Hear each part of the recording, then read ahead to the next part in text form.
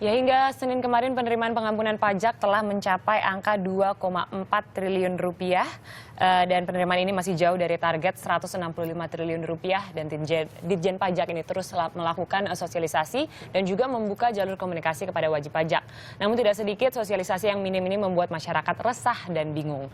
Nah, sebenarnya bagaimana mekanisme pemberlakuan dari tax amnesty ini? Langsung saja kita akan bahas bersama dengan Pak Hestu Yoga Saksama, Direktur Penyuluhan Pelayanan dan Humas Direktorat Jenderal Pajak. Selamat pagi. Selamat pagi. Dan juga di sini saya ditemani oleh Pak Justinus Prastowo, Direktur Eksekutif Center for Indonesia Taxation Analysis. Selamat pagi. Selamat pagi. Saya ingin tahu dari Pak Justinus terlebih dahulu, apa sih sebenarnya yang salah begitu Pak dari tax amnesty ini sehingga pemahaman di masyarakat saat ini belum sama begitu? Ya, saya kira tidak ada yang salah, tapi memang ini sesuatu yang tiba-tiba berlaku. Tapi di sisi lain ada antusiasme publik yang besar, animo yang sangat tinggi, sehingga kebutuhan informasi ini tidak serta-merta bisa dipuaskan dengan baik dalam 1-2 hari gitu ya. Dan harus diakui, amnesti ini hal yang baru, termasuk bagi aparatur pajak, sehingga ini proses belajar yang harus segera cepat dilakukan. Sisi lain, harus sosialisasi juga ke masyarakat. Dalam konteks itu ada gap informasi, gap pengetahuan itu wajar. Yang penting kan bagaimana kita mengelola. Kalau saya melihat malah ini opportunity besar bagi bangsa ini. Ketika pajak dulu dihindari, orang tidak mau mendekat, sekarang semua bicara pajak. Ada semacam kesadaran baru soal pajak. Tinggal sekarang bagaimana kita mengelola itu menjadi sesuatu yang positif. Ini tantangan kita dalam waktu yang sangat pendek ini. Pemerintah harus bisa meyakinkan bahwa amnesti ini tujuannya baik.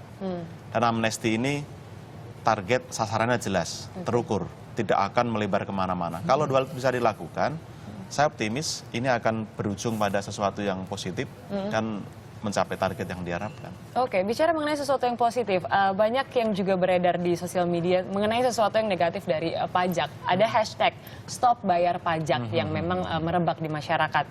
Dan sebenarnya juga banyak yang mengatakan bahwa ini sebenarnya mekanismenya bagaimana, targetnya siapa gitu. Karena kalau misalnya sesuai dengan apa yang dikatakan oleh Presiden, menargetkan yang sudah diketahui katanya namanya, alamatnya begitu, dan perusahaannya dan lain-lain gitu. Tetapi kenapa sekarang seperti menyasar ke masyarakat menengah? Tanggapan Anda, Pak Yoga? Ya baik, jadi tax amnesty ini adalah suatu hak yang diberikan oleh negara kepada wajib pajak untuk menangani atau memecahkan masalah selama ini mereka kepatuhannya itu belum sepenuhnya benar kan gitu. Banyak wajib pajak yang bayarnya belum benar. Banyak bahkan anggota masyarakat yang seharusnya sudah menjadi wajib pajak, bayar pajak, NPWP pun nggak punya. Nah ini untuk semua wajib pajak. Tentunya kita harus bicara kondisi wajib pajak. Wajib pajak itu sendiri adalah orang atau badan yang memang telah wajib memenuhi kewajiban perpajakannya. Bahasa sederhananya kalau orang pribadi itu penghasilannya di atas PTKP. Di atas PTKP. Nah itulah sasaran dari tax amnesty ini. Ini hak untuk semuanya sehingga ya kita harus berikan hak itu kepada semua yang memenuhi tadi. Kita nggak bicara bahwa hanya yang punya uang di luar negeri saja atau pengusaha besar saja, tetapi keseluruhan wajib pajak kita harus layani. Nah, tidak mungkin hanya memberikan perhatian khusus kepada yang besar-besar tadi. Nah, ini ada penanganannya, tetapi secara keseluruhan yang memang berhak untuk mengikuti amnesti pajak sehingga permasalahan pajaknya yang belakang terselesaikan, kami layani semuanya. Sehingga kami bicara kepada seluruh lapisan wajib pajak. Hanya sekali lagi saya tekankan bahwa yang dimaksud wajib pajak itu adalah orang yang sudah wajib. Artinya penghasilannya di atas PTKP. Kita nggak bicara yang penghasilannya di bawah PTKP seperti pedagang kecil, petani kecil, bahkan pembantu rumah tangga atau buruh perusahaan, nelayan. Nah, keresahan ini mungkin muncul juga dari kalangan seperti itu yang mungkin pemahamannya di masyarakat salah bahwa seolah-olah semuanya harus ikut tax amnesty, semuanya harus membayar uang tebusan, mereka ngelihat hartanya, saya punya rumah ini warisan, loh kok saya harus bayar lagi 2%, padahal itu di luar coverage atau cakupan dari tax amnesty. Oke, jadi sebenarnya masyarakat kecil hingga menengah tidak perlu khawatir. Betul, yang penghasilannya di bawah PTKP, walaupun mereka punya harta ya dari warisan atau menabung kecil-kecil kemudian bisa membeli rumah atau kendaraan, tapi tetap penghasilannya selama ini memang di bawah PTKP. Mereka itu nggak perlu resah, nggak harus ikut amnesti pajak. Oke. Itu. Baiklah, tapi kita bicara mengenai penafsiran ini. Penafsiran ini memang ada yang memang carut-marut gitu di luar sana, multitafsir sekali. Apa yang sebenarnya terjadi sih kalau misalnya kita melihat Pak Justinus, sehingga pemahaman di masyarakat ini masih belum jelas gitu. Apakah memang cara bersosialisasinya atau bagaimana? Ya, saya kira emang ada senjang pemahaman ya. Apa yang dipahami di pusat dengan di daerah, di lapangan itu ada gap.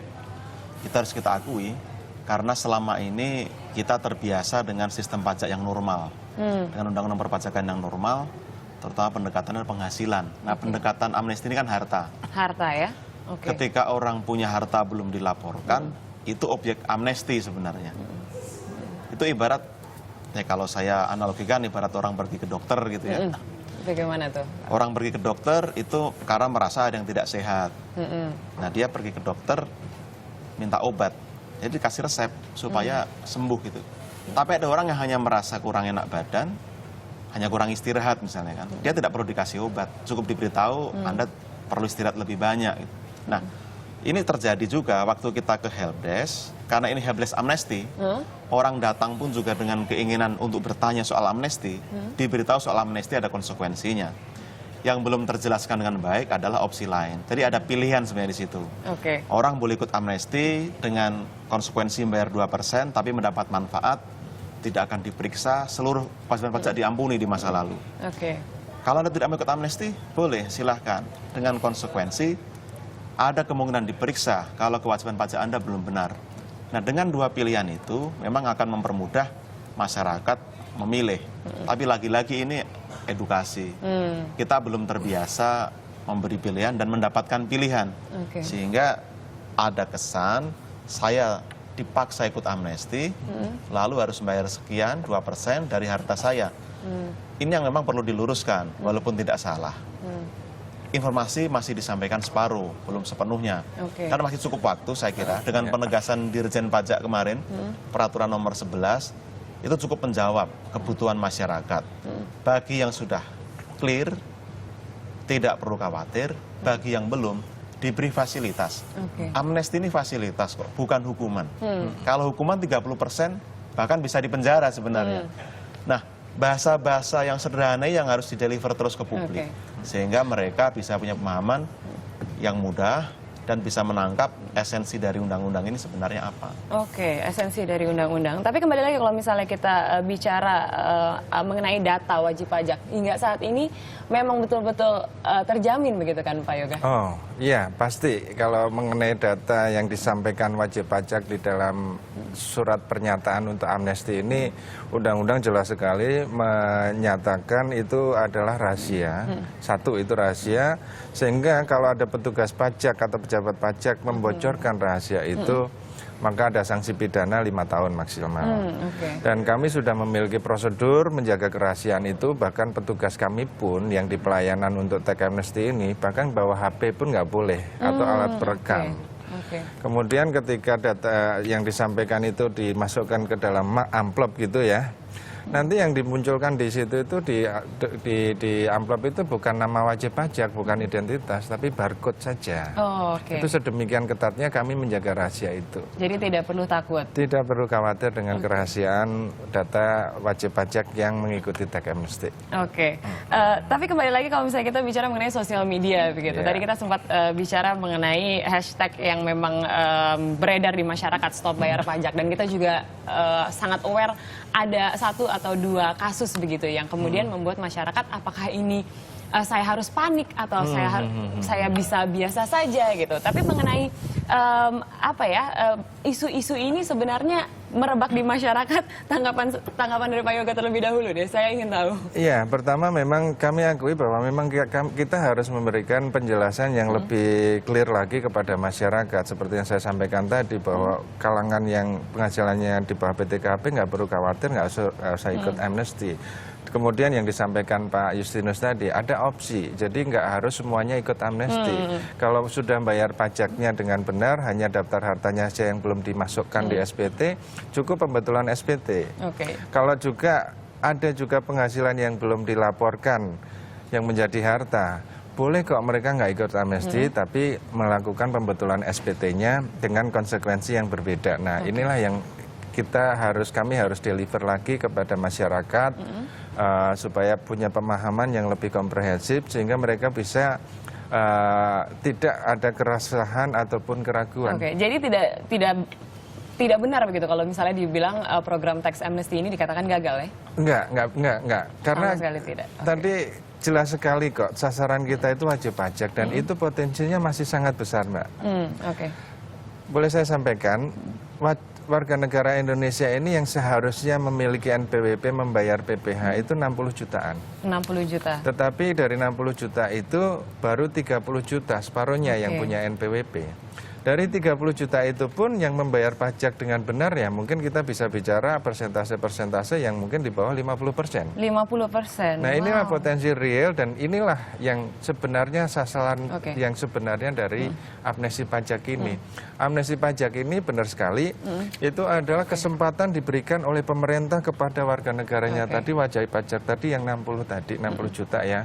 Kita nggak bicara yang petani kecil ya, yang di luarnya 60 juta yang di bawah PTKP, yang di atasnya. Nah, itu yang diberikan kesempatan membereskan itu. Artinya ini adalah program yang ditawarkan oleh pemerintah. Tapi singkat saja, terakhir saya ingin tahu dari Pak Justinus, bila memang pemerintah mau program ini berjalan dengan lancar, pastinya harus ada trust dari masyarakat. Apa yang harus dilakukan oleh pemerintah dalam waktu dekat ini?